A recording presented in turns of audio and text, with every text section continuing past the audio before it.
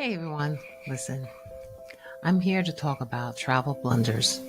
And through the many journeys that I've had, I'm going to share all of them with you. So today we're starting with part one, and I'm calling it Travel Blunders, Where to Find Inexpensive Stays on the Fly When Yours is a Disappointment. So today we're going to be talking about Ecuador. But before we do that, let me just go into the story a little bit. So I'm titling it, Oh No, Am I in the Wrong Place? This does not look like the photos. So this story is dedicated to all those that worked hard and diligently at planning the perfect vacation and finding the ideal accommodations for their stay. But not everything goes as planned. So, you're really excited about your vacation with your family and friends. This was a long time coming, and you're going to get the most out of it. The flight was long, but you've made it to your dream destination. Now all you want to do is to get your hotel and have a few hours of shut-eye and a decent meal. Your taxi drops you off in front of your hotel. You're really excited, and you blink a few times, and you blink again, just to make sure that the vision in front of you is real. Nope, this is not a dream. In your head, you're thinking, this does not look like the photos posted online. Maybe, just maybe, you're at the wrong address. Yeah, that's it. But when you look at the address and you look up at the hotel, it's the same. So unfortunately, you're at the right address and you hate what's in front of you.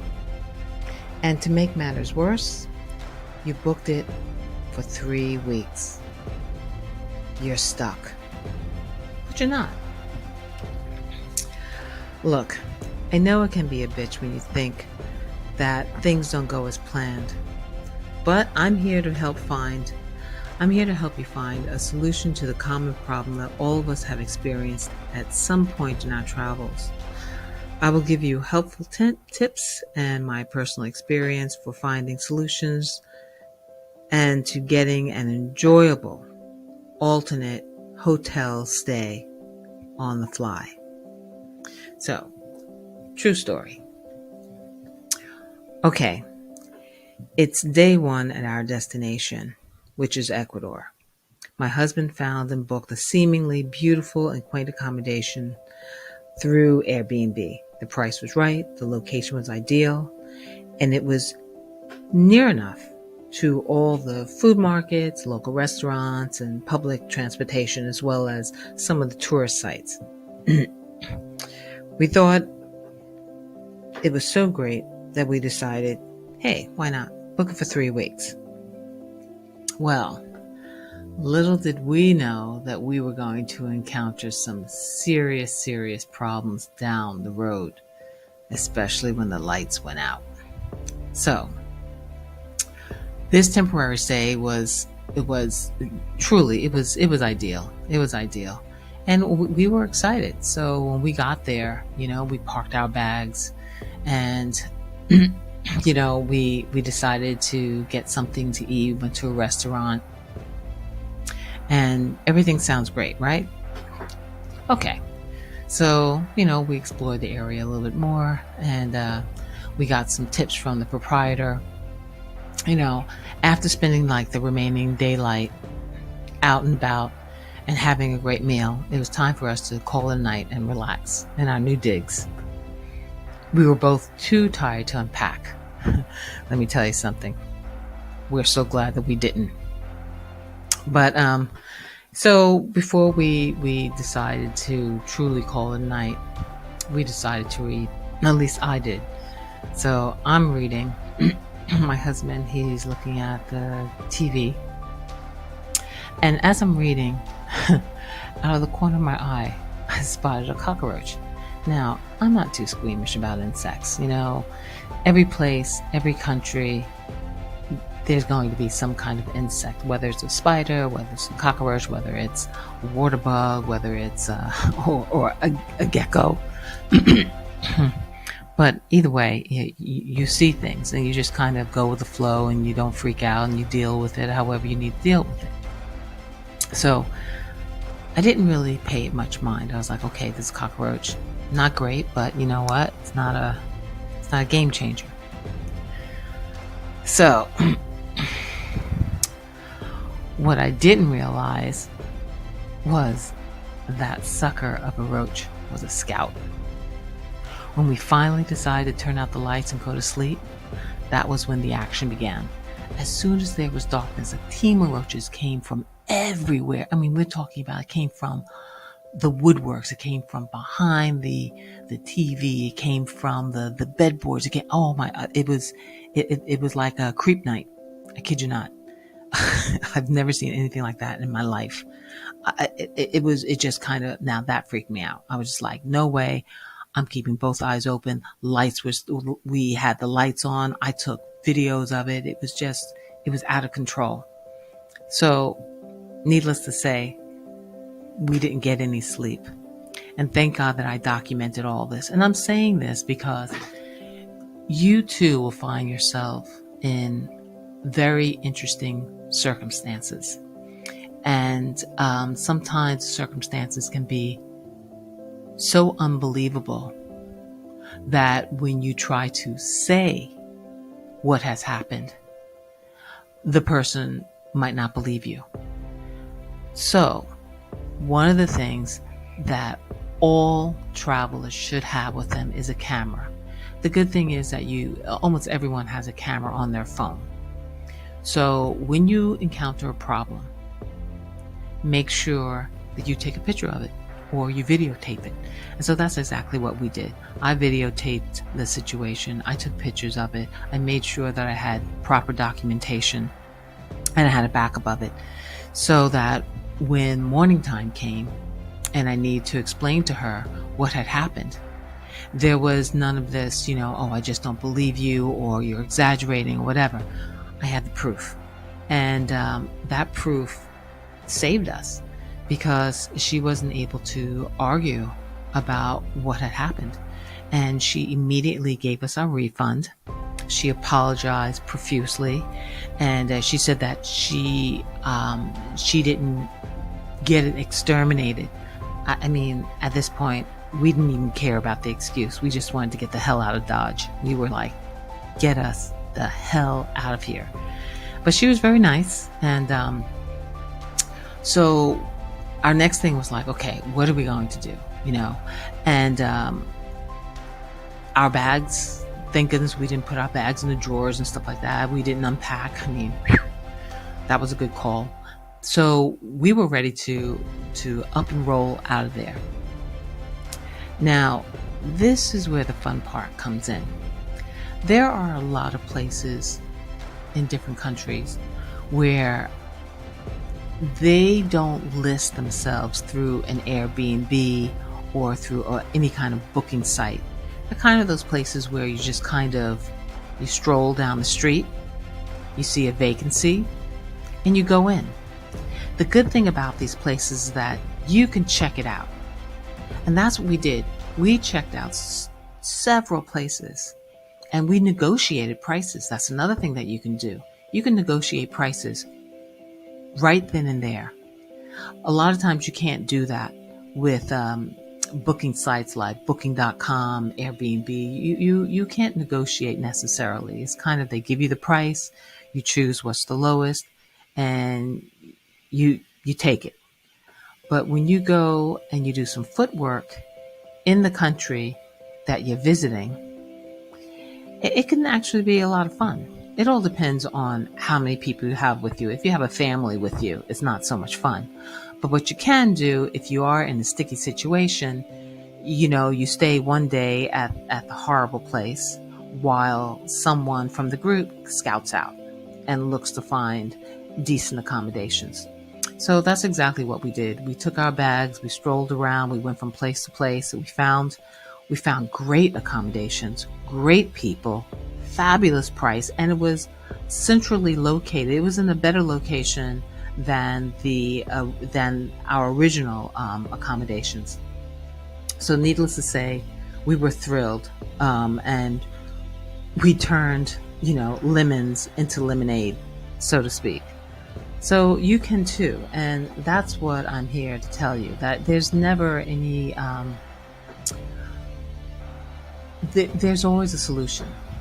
There's always a solution to every situation. So there are several things that you can do when you vacation, right? So this is what you should do which I mentioned before, to mitigate your vacation stay if you run into problems. Before you hit the pavement for alternate accommodations, if you don't want to do alternate accommodations like we did, where you just kind of, scout out, search, search and find, and then haggle, and then, put your money down. Before you do that, you might want to negotiate through the site that you originally got the booking. For instance, if you have a problem through Airbnb, and this has happened to us too, if you have a problem through Airbnb, you can use Airbnb as your mouthpiece, so to speak. They can be the ones that make all the changes and do all the legal work, and if you run into some serious problems. And this happened to us before, and it's all worked out, but it's something to keep in mind. But anyway, let me keep going forward. If you arrive at a vacation destination and the hotel is not what you expected, there are several things that you can do. One, you can speak to the hotel staff, explain your concerns, and see if they can offer you a different room or make any changes to improve your experience. Now, this is what the woman tried doing with us in Ecuador in our first accommodations. She tried to say, she didn't exterminate, she'll bring the exterminator, but we weren't interested, because for us, there's no amount of extermination that she can do to get rid of all those roaches. She had an infestation. So we just didn't feel comfortable at all being there. So 2, contact the booking agency or website. Like I mentioned earlier, you can contact, let's say if you got it through Airbnb or Booking.com or Travelocity or any one of those agencies, you can contact them and explain your situation. So 2, contact the booking agency or website. If you book through a third-party booking site, contact their customer service to see if they can help you change your reservation or provide a refund. 3, look for alternative accommodations. If the hotel cannot accommodate your needs, research nearby hotels or vacation rentals that may be more suitable for your preferences and budget. Now, number 3 is something that we did when we had gone to Thailand. We had looked for the hotel that we originally stayed in was wonderful. They have some excellent hotels, by the way, in Thailand that are like under the radar and are 4-star, but you would never know it. They're just not listed. You just kind of walk down the street and you're like, oh my God, look at this palace. And it's like no one's there, and the price is so cheap, and the service is just off the charts wonderful. So that's what we did when we were in Thailand. We just, we were at one hotel, and then we walked down the street and we saw another one that had a great price and great buffet and a great service all the way around. And we went there, and it was so inexpensive, and it was 4-star. It was a 4-star hotel.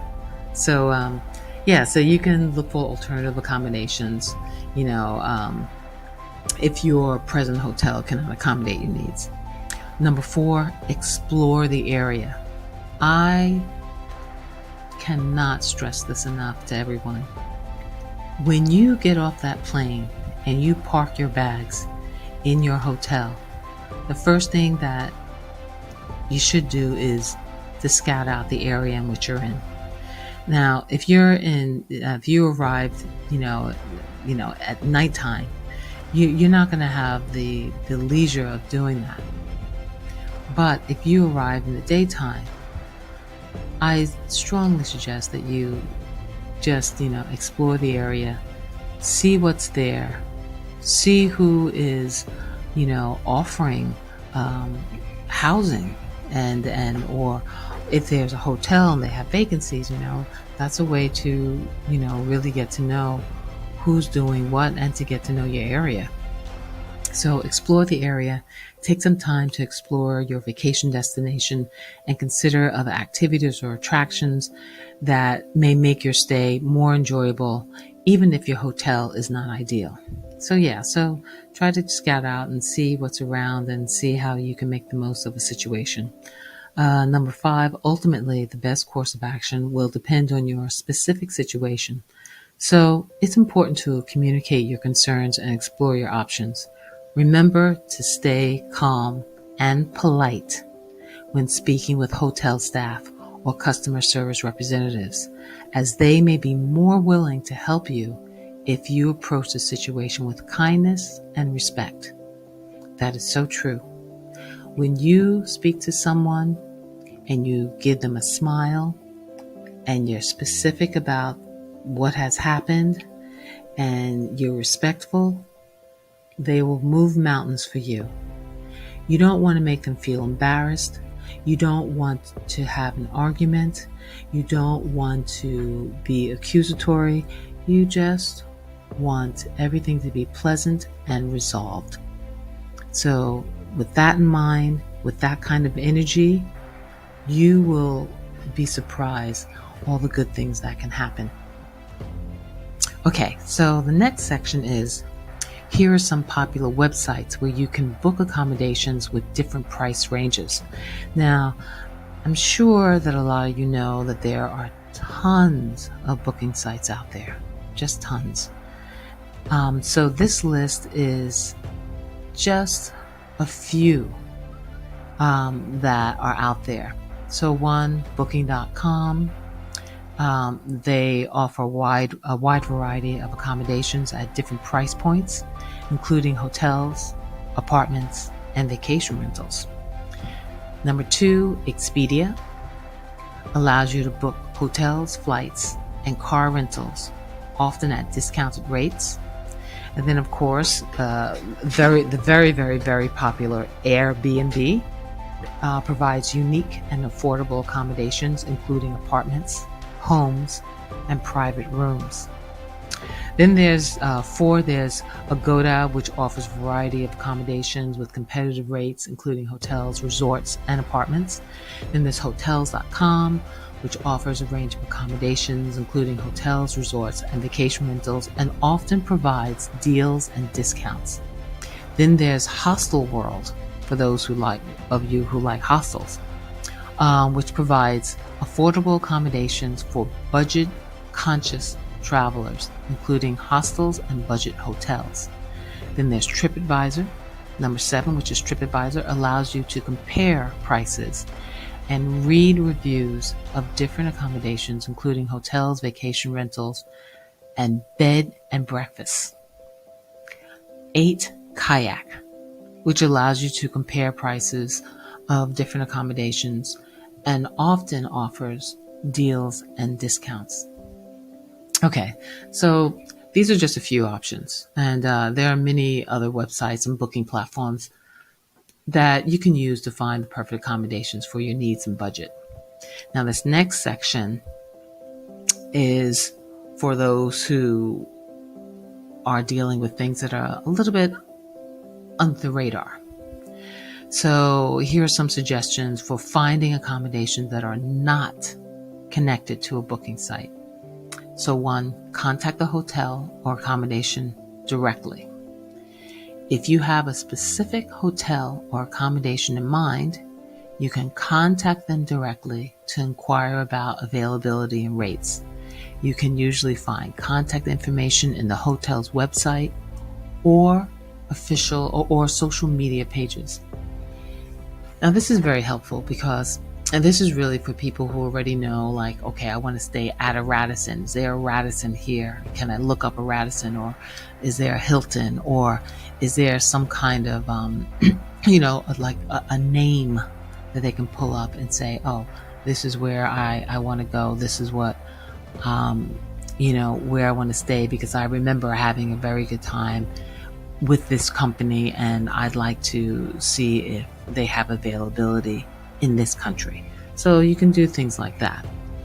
So number 2 is ask for recommendations. Ask friends, family, colleagues for recommendations of accommodations they have stayed in and enjoyed. You can also ask for recommendations on social media or travel forums. This is a very good idea. Of course, you want to put out information and know that you're getting back information that you can trust. So just keep that in mind when you put things out in social media and travel forums. But in general, if you know that there are a few people, especially people who do a lot of traveling, and you may be going to a country and in an area within that country that they have been to, yeah, definitely ask them and say, hey, listen, I hear that you've been to Bali, and I'm thinking of going to Bali. What's a good place where I can stay for X amount of time? And do they have breakfast or dinner, or is it centrally located? Those are things that you can ask, and hopefully whoever you're asking can give you some great advice. Okay, 3, visit the destination's tourism website. So many tourism websites provide information on accommodations in the area, including hotels, vacation rentals, and bed and breakfast. So yeah, I mean, that's a very good idea for, those who just want to, kind of explore, really interested in the area, and just want to know what's around. So the tourism websites are very good to look into. So 4, use a travel agent. Not everyone likes using a travel agent. Some people like to just, discover as they go. But then there are others who, especially those who have families. I can't stress that enough. When you have people that don't know the area and they're young, you want to be a little bit more organized than usual. If you're by yourself or if you're with someone that's very adventurous and you're kind of like, you kind of, flowing, going with the flow with one bag, then you can do anything and everything on the fly. But when you have a family and you have several family members, you have to keep in mind that, things need to be a little more organized, and, the accommodations have to be just right for several people. So getting a travel agent is a smart idea, because a travel agent will do all that sifting for you, finding, where you need to be for the amount of people that you have with you, and whatever needs that you may have or wants you may have during your trip. And of course, price. So travel agent is a great idea, actually. So use a travel agent, because a travel agent can help you find and book accommodations based on your preferences and budget. 5, walk in and inquire, and that's what we did. So sometimes accommodations such as hotels or guest houses may not have an online booking system or an online presence. So in such cases, you can simply walk in and inquire about availability and rates. And it's a great way to practice your haggling skills, because all of those places, they do haggle.